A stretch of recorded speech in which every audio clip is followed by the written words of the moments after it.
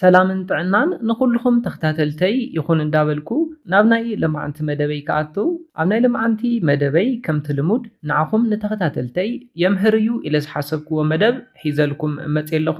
ናይ ልምዓንቲ መደበይ ዘልዕሎ ኣብ ሓደ መዓልቲ ደቂ ኣንስትዮ ክንደይ ግዜ ናይ ፆታዊ ርክብ ስምዒተን ይለዓል ወይ ድማ ክንደይ ግዜ ፆታዊ ርክብ ይደልያ ዝብል ሓሳብ ክንርኢና።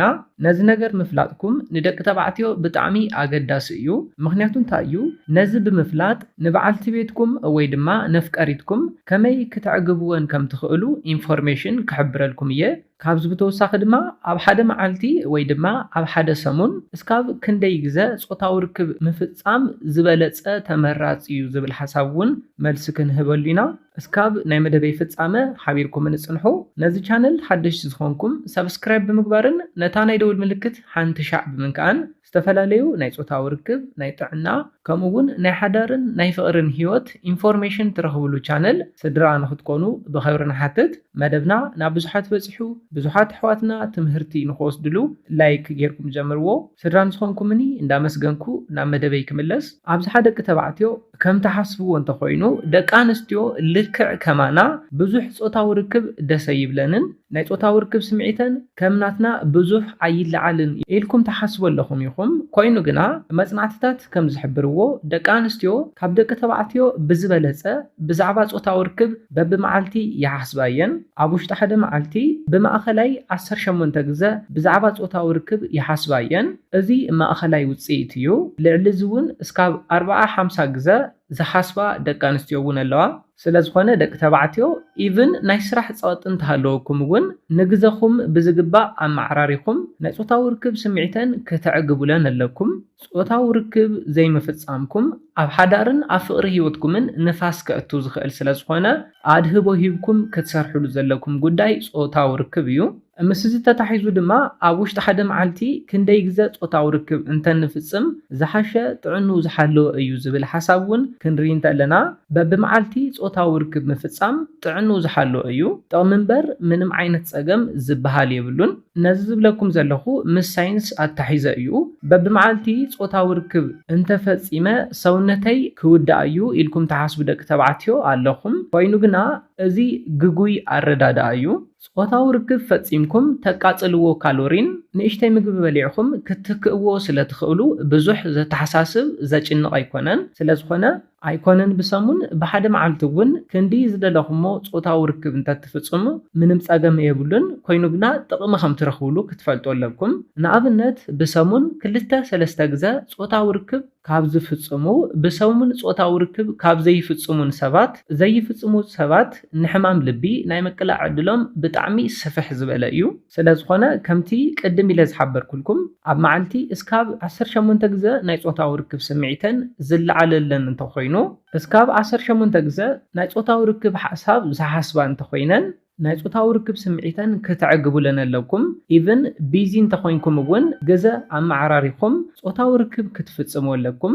በብመዓልቲ ፆታዊ ርክብ ምፍፃምኩም ኣባኹም ምንም ዘምፅኦ ፀገም የለን። እቲ ተቃፅልዎ ካሎሪን እውን ብቐሊሉ ኣብ ገዛኹም ብትረኽብዎም ምግብታት ክትክእዎ ስለትኽእሉ ሰውነትኩም ክውዳእ ኣይኽእልን። ሰውነተይ ክውዳእ እዩ ዝብል ዝተጋገየ ኣረኣያ ሒዝኩም ናይ በዓልቲ ቤትኩም ኣፍቃሪትኩም ናይ ፆታዊ ርክብ ስምዒት ከይዕገብኩም እንተተሪፍኩም ግና ካሊእ ሳዕቤን ከምፀልኩም ይኽእል እዩ።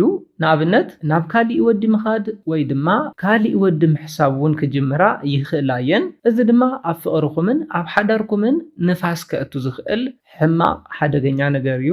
ስለዝኾነ ኣብ ናይ ፆታዊ ርክብ ዕግበተን ኣድህቦ ሂብኩም ክትሰርሕሉ ዘለኩም ኣገዳሲ ጉዳይ እዩ። ኣብ መንጎ ደቂ ተባዕትዮን ደቂ ኣንስትዮን ዘሎ ፈላላይ እንታይ እዩ ዝብል ሓሳብ ክንርኢ እንተለና ደቂ ተባዕትዮ ኣብ ውሽጢ ሓደ መዓልቲ ብተደጋጋሚ ምስ ኣዕሩኽቶም ብዛዕባ ፆታዊ ርክብ ይዕልሉ እዮም።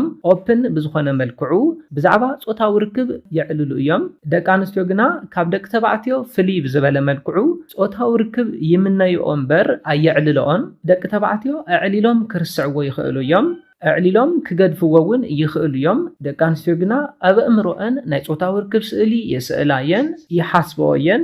እዚ ድማ እቲ ኣፈላላይ እዩ። ደቂ ኣንስትዮ ንፆታዊ ርክብ ብጣዕሚ ዝፈትዋሉ ምክንያት እንታይ እዩ? ንበዓል ገዝአን ወይ ድማ ነፍቃሪአን በቲ ፆታዊ ርክብኩም ኣሲረን ክሕዛ ስለ ዝኽእላን ፍቅርኩም ዝበለጸ ከጠናኽሮ ስለ ዝኽእልን እዩ። ፊዚካል ኢንቲሜሲ ንብሎ ወይ ድማ ኣብ ጾታዊ ርክብ ዝርከብ ምቅርራብ ዝበለጸ ቦንድ ኣብ መንጎኹም ስለ ዝፈጥር ምቅርራብኩም ንኽውስኽ ይገብር እዩ። ጾታዊ ርክብ ኣብዚሖም ካብ ዝፍጽሙ ፍቁራትን ሰብ ሓዳርን ጾታዊ ርክብ ዘይፍጽሙ ፍቁራትን ሰብ ሓዳርን ዘሎ ቦንድ ዝተፈላለየ እዩ። ጾታዊ ርክብ ኣብዚሖም ዝፍጽሙ ሰብ ሓዳር ዝበለጸ ቦንድ ምቅርራብ ዘለዎም እዮም። እዚ ድማ በብግዚኡ ካብ ዝፍጽምዎ ጾታዊ ርክብ ዝረኽብዎ ብሉጽ ቦንድ እዩ። ጾታዊ ርክብ ኣብዚሕኩም ዘይትፍጽሙ ፍቁራትን ሰብ ሓዳርን ድማ እዚ ቦንድ እዚ ስለ ዘይተረኽብዎ ኣብ መንጎ ሓዳርኩምን ፍቅርኩምን ንፋስ ከእትወልኩም ይኽእል እዩ።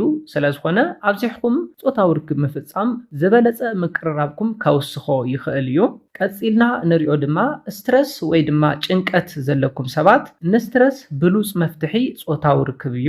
ደጋጊምኩም ጾታዊ ርክብ ብምፍጻም ናይ ስትረስ ሌቨልኩም ከተቐንስዎ ትኽእል ኢኹም።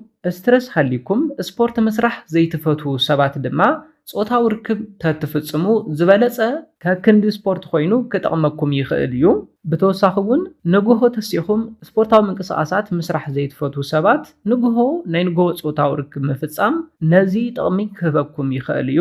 ብሕማም ልቢ ናይ ምቅላዕ ዕድልኩም ዝቕንስ፣ ስትረስ ጭንቀት ዝቕንሰልኩም፣ ኣብ መንጎኹም ፍልይ ዝበለ ቦንድ ዝፈጥረልኩም፣ ኮታስ ኣብ ፍቕርን ኣብ ሓዳርን ዘለኹም ሰባት ዘለኩም ምቅርራብ ሓልዮትን ፍቕርን ከውስኽ ዝኽእል ጾታዊ ርክብ ስለ ዝኾነ በብመዓልቲ እንተትፍጽሙ ዝበለጸ ይምረጽ። በብመዓልቲ ጾታዊ ርክብ እንተፈጺመ ሰውነተይ ክውዳእ እዩ፣ ጸገም ከምጸለይ ይኽእል እዩ ዝብል ዝተጋገየ ኣረዳድኣ ዘለኩም ሰባት እውን ካብዚ መደብ እዚ ትምህርቲ ወሲድኩም በብመዓልቲ እስካብ ዝደለኹሞ ጾታዊ ርክብ ክትፍጽሙ ኣለኩም። ብሰሙን እንተንኣሰ 1-2 ግዜ እውን ግድን ጾታዊ ርክብ ክትፍጽሙ ኣለኩም። ኣብ ሓዳርን ኣብ ፍቕሪ ህይወትኩምን ንፋስ ከእቱ ዝኽእል ኣገዳሲ ጉዳይ ስለ ዝኾነ ንናይ በዓልቲ ቤትኩም ኣፍቃሪትኩም ናይ ጾታዊ ርክብ ዕግበት ተገዲስኩም ክትሰርሑሉ ኣለኩም። ብናይ ጾታዊ ርክብ ዘይምጥንዓም ሓዳርን ፍቕርን ክፈርስ ስለ ዝኽእል ኣብ ሓዳርን ኣብ ፍቕርን ትርከቡ ፍቑራት ተገዲስኩም ብዛዕባ ጾታዊ ርክብ ክትሓስብሉ ኣለኩም። ነዚ ኢለ ናይ ሎማዓንቲ መደበይ በዚ ክዛዝም ካብ ናይ ሎማዓንቲ መደበይ ዝኾነ ሓድሽ ነገር ከም ዝሓስኩም ተስፋ ይገብር። ነዚ ቻነል ሓደሽቲ ዝኾንኩም ሰብስክራይብ ብምግባርን ነታ ናይ ደውል ምልክት ሓንቲ ሻዕ ብምንካን ዝተፈላለዩ ናይ ጾታዊ ርክብ ናይ ጥዕና ከምኡውን ናይ ሓዳርን ናይ ፍቕርን ህይወት ኢንፎርሜሽን ትረኽብሉ ቻነል ስድራ ክትኮኑን ክትተባብዑናን ብኽብሪ ንሓትት። መደብና ናብ ብዙሓት ሰባት በፂሑ ብዙሓት ኣሕዋትና ትምህርቲ ንኸስድሉ ላይክ ሼር ምግባርኩም ኣይትረስዑ። ሓሳብ ሪኢቶኹም ንቻነልናን ንመደብናን ንምዕባይ ስለ ዝሕግዘና ሓሳብ ሪኢቶኹም ኣብ ኮሜንት ግለጹልና። ብኻሊ መደብ ብኻሊ ሓሳብ እስካብ ንራኸብ ሰላምን ጥዕናን ንኹላትና። ያውኔለይ